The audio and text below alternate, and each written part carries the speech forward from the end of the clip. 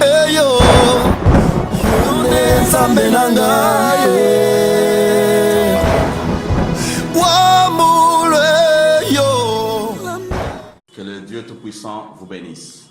Toujours votre humble serviteur, prophète Naola Lumière Kenda Kinzundo. Bien-aimé, la fois passée, nous avions parlé des trois amis de Job. Nous avons les serviteurs ou chrétiens Job. Nous avons les serviteurs ou chrétiens Elihu. Et nous avons des serviteurs ou chrétiens appelés les trois amis de Job. Nous avions dit que nous avons un problème sérieux aujourd'hui. Je voudrais ouvrir une parenthèse. Ne croyez pas que cette émission est basée sur des réalités qui se passent aujourd'hui à la télé ou dans des réseaux sociaux. Mais notre émission a été conçue et écrite avant même que les événements aient lieu. Mais nous sommes en train d'abord, non pas de soutenir les erreurs ou les hérésies, mais nous sommes en train d'expliquer comment l'Église ou le peuple de Dieu doit fonctionner. Et c'est là notre grand problème. Quand nous voyons notre bien-aimé dans la faiblesse, quand nous voyons notre bien-aimé s'exposer en public, quelle doit être notre attitude? Est-ce que nous devons l'enfoncer ou bien nous devons le ramener sur la bonne voie? Nous devons le couvrir et chercher de le sauver parce que c'est aussi notre bien-aimé. Nous allons entrer en profondeur dans les émissions qui viennent afin qu'on puisse parler sur le comment on peut gérer les problèmes des chrétiens dans la maison de Dieu. On n'encourage rien dans la sainte doctrine. Il faut condamner les actes qui ne sont pas selon la sainte doctrine. Mais comment les condamner? Comment exposer un oint? Est-ce qu'il faut exposer un oint dans la maison de Dieu ou bien il faut exposer parmi les païens? Nous avons des problèmes sérieux parce que tout ce que nous connaissons aujourd'hui à l'église, c'est à cause des Philistins et des Éthiopiens qui sont entrés dans les sacerdoces. Les sacerdoces, c'est un monde de Lévites. Ce n'est pas n'importe qui peut travailler au sacerdoce. Mais comme l'église d'aujourd'hui autorise tout le monde, Éthiopien ou Philistin, on l'établit au ministère et il commence à servir Dieu. Voilà la source de toutes ces conséquences que nous avons aujourd'hui. Alors quand il y a un problème dans la vie d'un chrétien ou d'un serviteur de Dieu, ne commencez pas directement à poser des questions, à condamner le serviteur de Dieu, mais il faut d'abord poser la question à la communauté. Est-ce que celui que vous appelez bishop est réellement un bishop? Celui que vous appelez pasteur, prophète, docteur, évangéliste ou apôtre, il est réellement? Et même s'il est vraiment un vrai ministre de Dieu en la parole, mais est-ce qu'il est digne d'être établi bishop ou évêque d'une église? Parce que pour être établi à la tête d'une église ou d'une communauté, il faut remplir une liste de critères. Est-ce que c'est ce que nous faisons aujourd'hui? C'est là que nous allons réfléchir pour ramener la réalité des faiblesses des chrétiens dans la maison de Dieu. Mais ici, nous sommes en train de condamner les amis de Job qui ont pris mandat de pouvoir condamner et exposer les faiblesses de Job dehors. C'est là que nous sommes contre les amis de Job. La fois passée, nous avons parlé du premier ami parce qu'ils étaient à trois. Le premier ami de Job était Eliphaz de Théma. Nous avions pris assez de temps, selon le temps nous imparti à la télé, de pouvoir parler de ce bien-aimé Eliphaz. Nous avions dit que Eliphaz, c'est le Messie raison. Il n'a jamais eu tort. Lui se défend toujours. Il se croit que c'est lui qui a le seul vrai Dieu, c'est lui qui est le seul vrai serviteur de Dieu, c'est lui qui connaît tous les secrets de Dieu, c'est lui qui fait la volonté de Dieu, mais tous les autres sont dans le faux et ne sont pas dans la droiture. Ils sont pervers. Voici les comportements des Éliphaz. Alors, ils ont pour mission d'exposer les faiblesses des autres et n'encouragent jamais les bienfaits de l'autre. Ils n'encouragent jamais les bons comportements des autres. Ils ne soutiennent jamais le succès des autres. Quand un serviteur est dans le succès et fait du bien, eux ne le soutiennent jamais. Ils gardent le silence, mais le jour où l'autre va commettre une erreur, ça sera une occasion pour eux de pouvoir l'exposer en public. C'est ça qu'on appelle des Éliphaz, des Thémas, parce qu'ils veulent toujours se considérer comme des vrais et des droits, et le seul qui serve le vrai Dieu, et les autres sont en bloc dans le faux. Et nous avions eu le temps d'expliquer sur la race des Éliphaz, des Thémas. Aujourd'hui, nous allons parler de la race des Bildad, des Chiak. Ça, c'est le deuxième ami de Job, celui qui avait pris la parole après Éliphaz des Thémas. Nous avions vu que malgré tous les discours d'Éliphaz des Thémas, comme il se battait, il avait pour mission de condamner Job, de convaincre Job que tu es abandonné, tu es sataniste. Son discours n'avait pas pu aider Job à revenir sur la bonne voie. Mais il a fini par se taire parce qu'il n'avait pas assez d'arguments.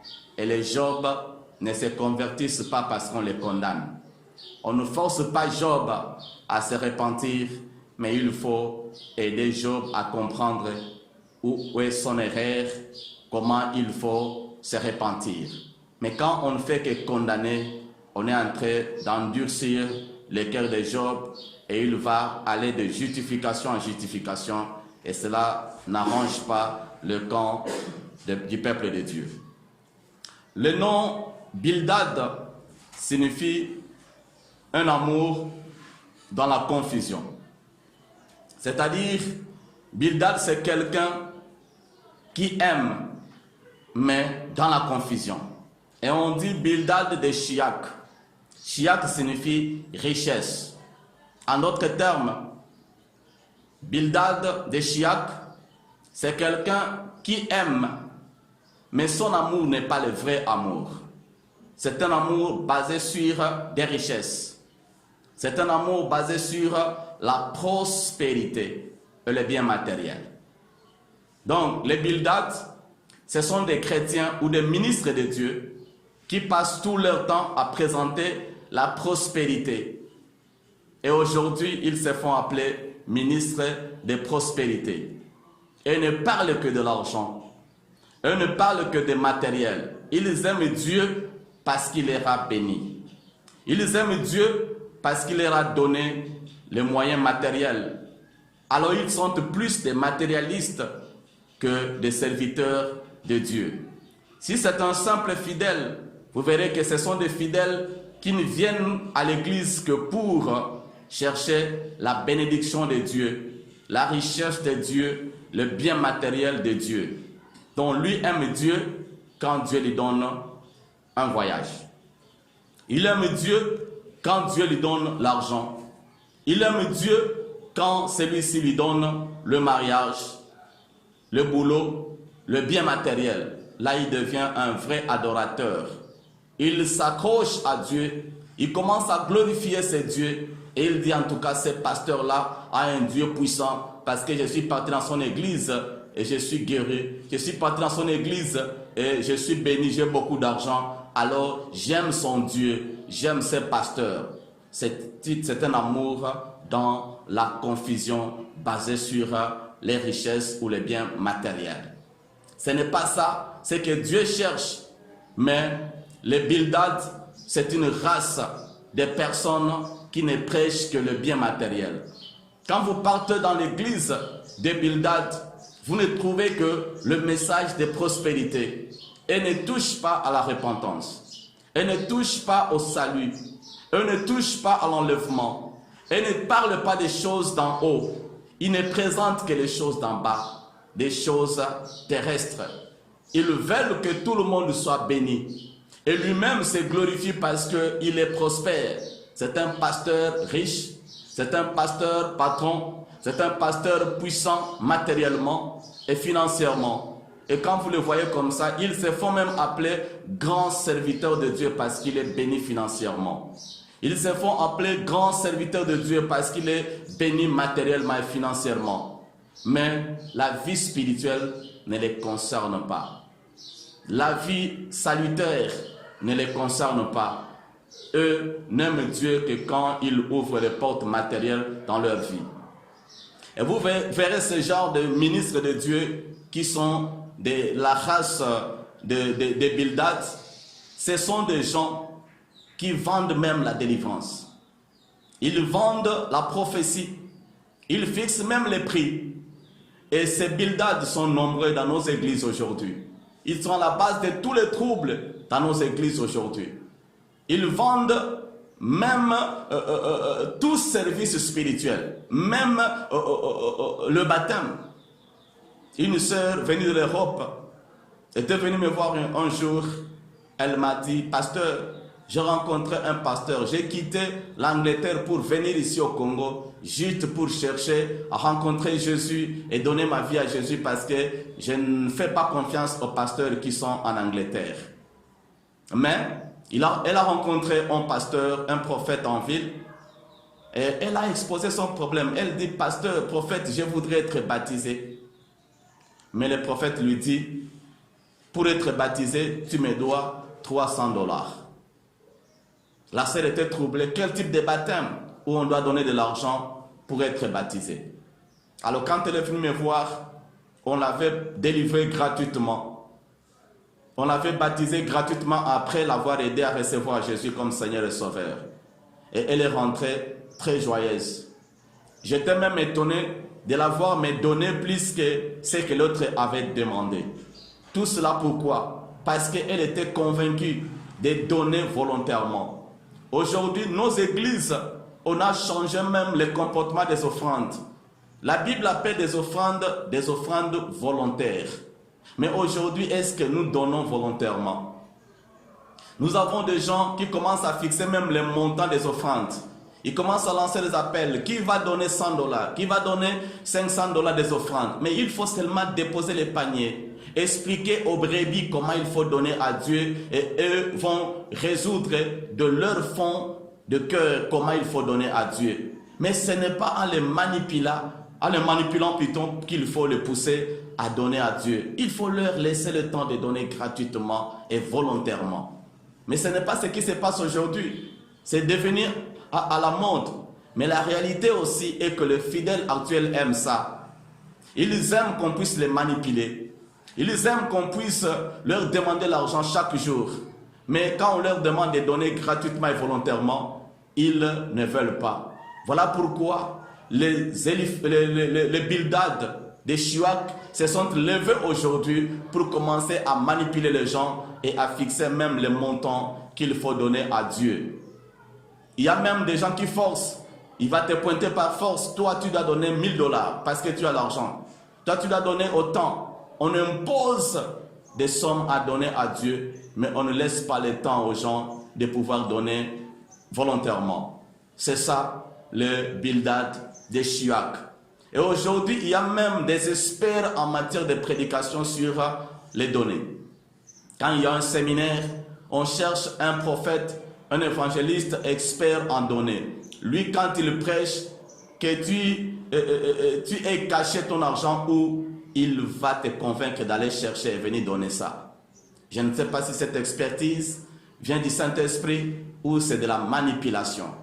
Voilà les Bildad, des Shuak, des gens qui ne parlent que sur l'argent. Quand il lit la Bible, il passe tout son temps à méditer sur les Écritures, comment il peut convaincre le brebis à donner, comment il faut les manipuler afin qu'ils puissent donner, même inconsciemment. Voilà pourquoi nous avons aujourd'hui des brebis qui donnent, des fidèles qui donnent, mais qui commencent à regretter après.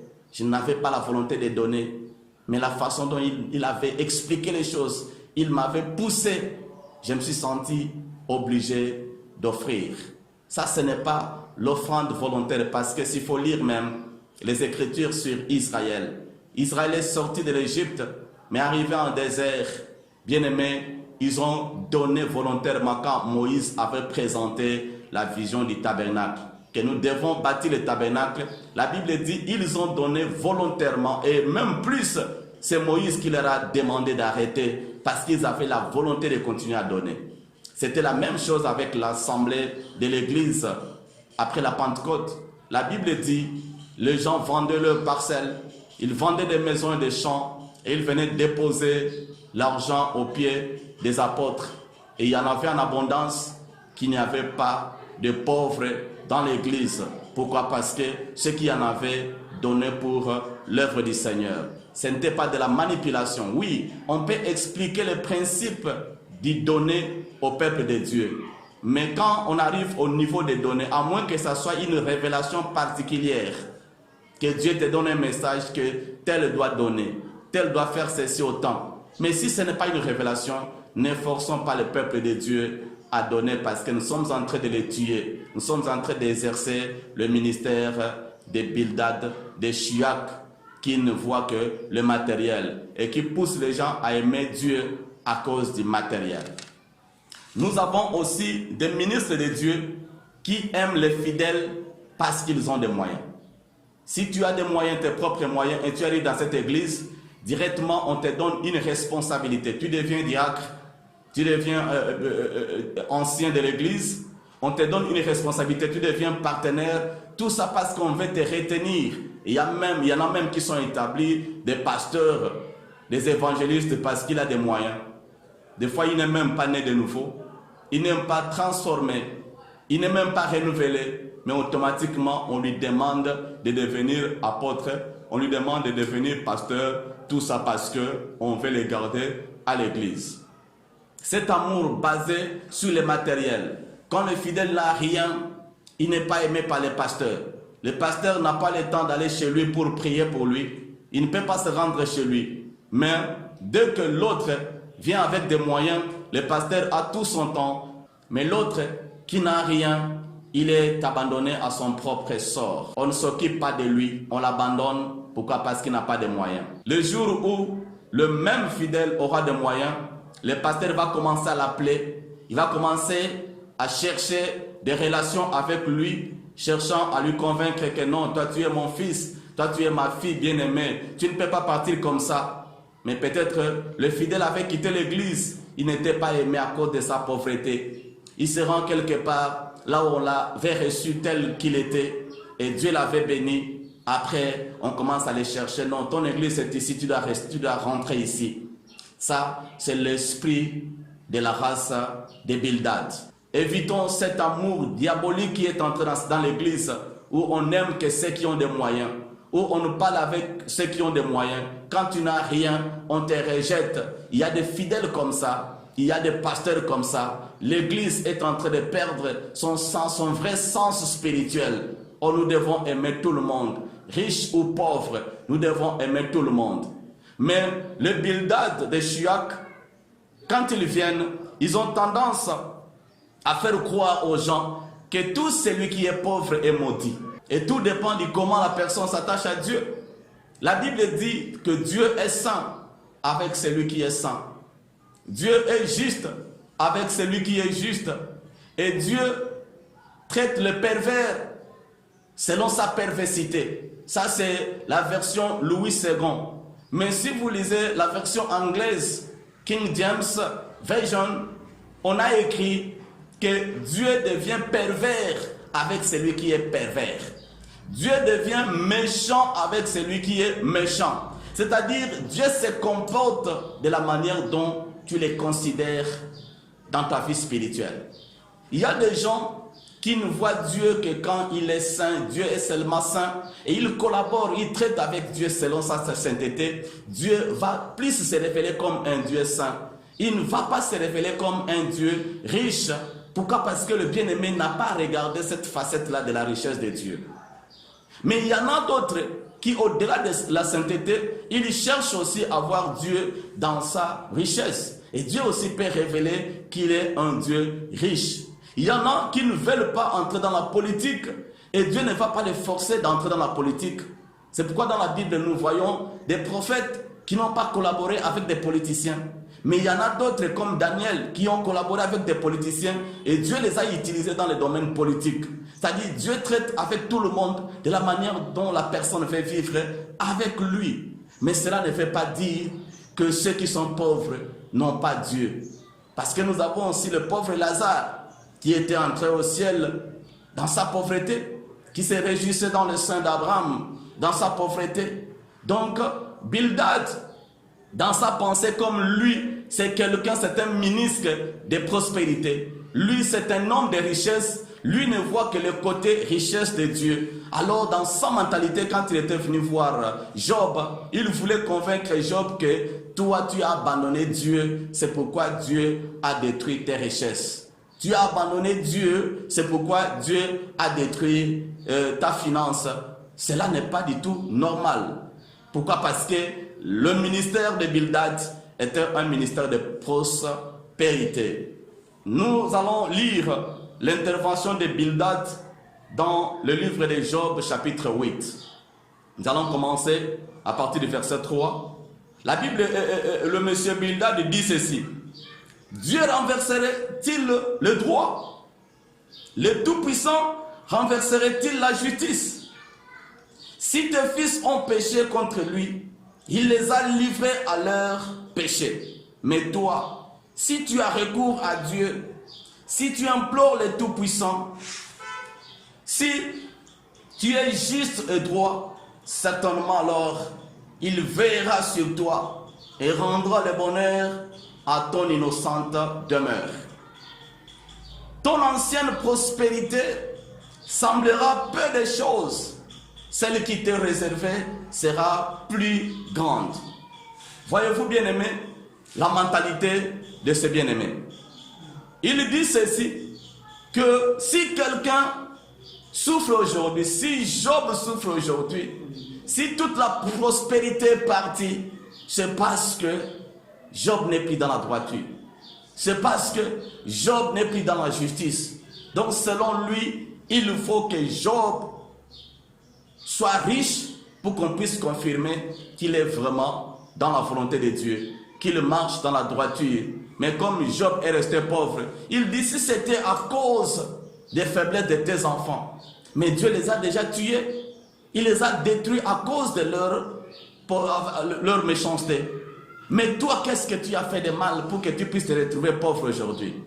Qu'est-ce que tu as fait de mal pour que tu puisses souffrir? Dieu ne peut pas détruire la richesse d'un juste. C'est ça la mentalité des Bildad de Chiac. Ils ont un sérieux problème parce qu'ils ne prêchent que le matériel. Bien-aimés chrétiens, enfants de Dieu, je vous demande d'effacer cette mentalité, de pouvoir croire qu'un vrai serviteur, c'est seulement celui qui a prié pour toi quand tu étais pauvre et tu es devenu riche. Un vrai serviteur de Dieu, c'est quelqu'un qui est dans la volonté de Dieu et qui fait la volonté de Dieu. Dans la volonté de Dieu, il y a la sainteté. Dans la volonté de Dieu, il y a la repentance. Dans la volonté de Dieu, il y a la guérison. Dans la volonté de Dieu, il y a aussi la prospérité. Je ne pouvais pas vous encourager de croire aussi que non, il faut se mettre pauvre pour se dire qu'on est vraiment enfant de Dieu. Non, bien-aimé, notre Dieu, le même Dieu qui sauve les âmes, le même Dieu qui pardonne les péchés, c'est le même Dieu qui change les vies des gens, qui donne aussi les mariages, qui donne la guérison, qui peut rendre quelqu'un prospère, mais que la prospérité ne soit pas la référence de la communion avec Dieu. Ce n'est pas parce que tu es saint que tu auras nécessairement l'argent. Mais dans le domaine de l'argent, il y a des principes. C'est pourquoi vous verrez que Christ, dans son ministère, il n'a prié pour aucune personne qui était pauvre et elle est devenue riche. Pourquoi Christ ne l'a pas fait? Parce qu'il était venu nous connecter à la bénédiction d'Abraham. Or, Abraham nous a déjà enseigné tous les principes des dîmes et des offrandes que nous devons respecter. Comme nous étions déjà à la croix de Golgotha, connectés à la bénédiction d'Abraham, nous ne pouvons pas passer tout notre temps en train de chercher des bénédictions dans ce monde, de prier, aller dans des montagnes pour chercher l'argent. Ce n'est pas la montagne qu'il faut chercher l'argent. Il faut aller à la montagne pour chercher la foi du Seigneur, chercher la communion avec Dieu, chercher à se repentir. C'est le pourquoi que nous devons nous rendre dans des églises. Mais en ce qui concerne la richesse, bien-aimés, il y a aussi des esprits méchants qui peuvent aussi garder quelqu'un dans la pauvreté. Même si tu donnes, mais si tu es lié à ces esprits-là, les esprits vont continuer à te garder dans la pauvreté, parce que la pauvreté est un état d'esprit. Mais ça marche aussi avec des esprits méchants qui peuvent te garder dans cet état d'esprit afin que tu puisses rester pauvre toute ta vie. Alors, avant d'arriver à la prospérité, il faut d'abord commencer par rechercher la délivrance. On va chasser les esprits qui te gardent dans la pauvreté et après, on va t'enseigner des principes qui pourraient t'aider à vivre la main de l'Éternel dans le domaine de finances. Voilà un peu le sérieux problème, le quelques principes, parce que si vous voulez entrer en profondeur avec des principes, ce n'est pas ici que je vais vous expliquer. Je vous demanderai de me chercher, de me contacter après, afin que je puisse vous expliquer la liste de tous les principes qui peuvent changer la vie financière d'une personne. Mais si cela est un message qui doit nous connecter nécessairement à Dieu, ça c'est un faux message. S'il y a quelqu'un qui t'a fait croire que parce que tu es en train de souffrir, donc Dieu t'a abandonné, là c'est un faux message. Si quelqu'un veut te faire croire que tu es dans la pauvreté à cause de l'abandon de Dieu, c'est un faux message. C'est le message que Bildad était venu avec pour convaincre notre bien-aimé Job et lui dire que non, si aujourd'hui Dieu a récupéré ta prospérité, c'est parce que tu as abandonné Dieu, parce que tu es dans le péché. Or, ce n'était pas vrai. Mais venez à l'église pour chercher la face de Dieu. Et c'est Dieu-là, à travers ses serviteurs, il va vous enseigner des principes qui pourront vous rendre bénis et prospères dans vos vies.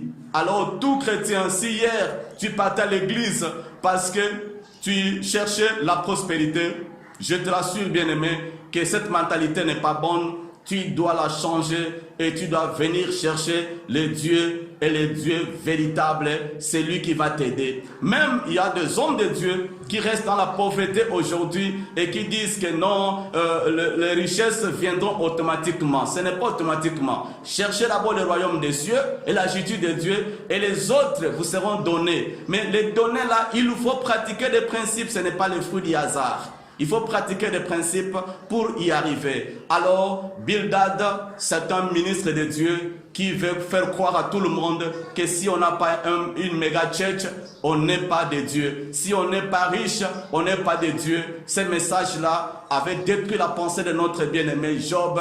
Et aujourd'hui, je m'adresse à tout le monde, pasteur, ministre de Dieu ou fidèle, que ce message-là n'est pas un bon message. Tu dois chercher un homme de Dieu parce que tu es convaincu qu'il est en communion avec le Dieu véritable. Tu dois chercher l'église parce que tu es convaincu que cette église est dans la vérité. Mais ne cherche pas, ne cours pas derrière l'argent et derrière le bien matériel. Voilà le message qui concerne la race de Bildad. Je vous remercie, bien-aimés.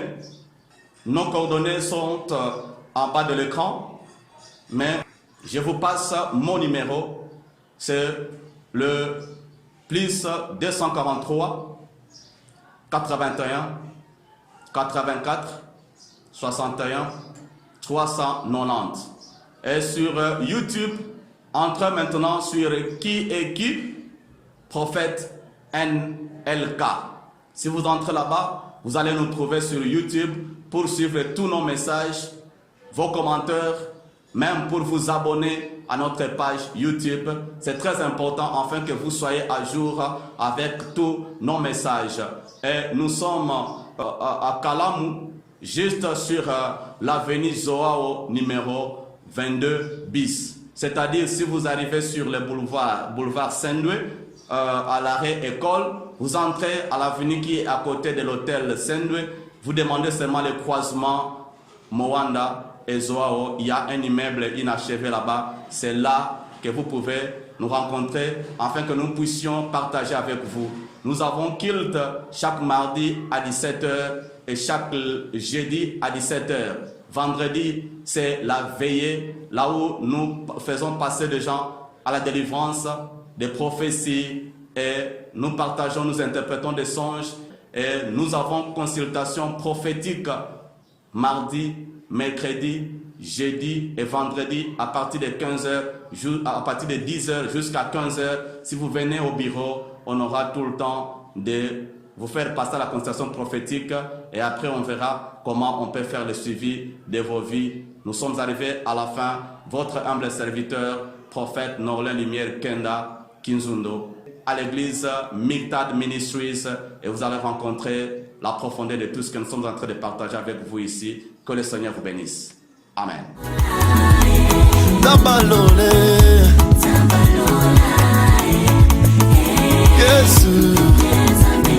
Papa yokalo sambo na ngai, yokalo sambo, toye pona yo, sambe na ngai, papa kiti sambo na yo, bitumbelo esika, balye ekatana Yesu. Papa, Papa, Dabe na ngasala bikamwa,